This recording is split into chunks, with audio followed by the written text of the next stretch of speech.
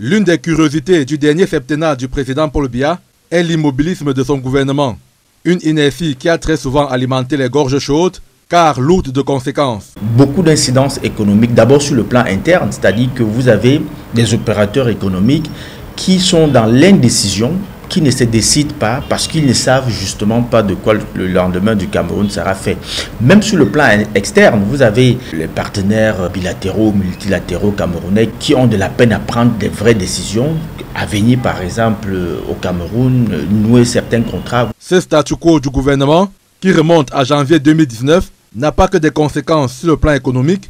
En politique, elle traduit l'inefficacité des hommes appelés à animer les politiques publiques et dictées par le chef de l'État. À la tête de nos ministères, vous avez des ministres qui sont à 22 ans, vous avez des ministres qui sont à plus de 15 ans, 22 ans. C'est pas bon, ça crée la routine et c'est ça qui favorise un ensemble de pratiques que nous décrions, notamment la corruption, le clientélisme, parce que lorsque vous avez le même ministre qui reste là pendant 20 ans, il y a des habitudes qui s'installent. C'est ce qu'on appelle l'encroûtement administratif, la fossilisation à la tête, n'est-ce pas, des départements ministériels. Et voilà 7 ans que cela dure. C'est à se demander si le président de la République, Paul Biya, tient réellement les rênes du pouvoir. 2 semaines après, il n'arrive toujours pas à se décider.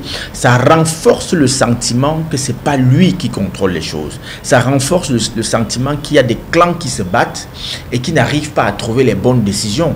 Et tant que ça renforce ce sentiment-là, ce n'est pas bon dans l'imagerie populaire. Ce n'est pas bon pour les affaires. Ce n'est pas bon pour l'économie en général. 2 semaines après la prestation de serment du président Paul Biya, les Camerounais attendent toujours de voir qui seront ces hommes forts du début de ce 8e mandat.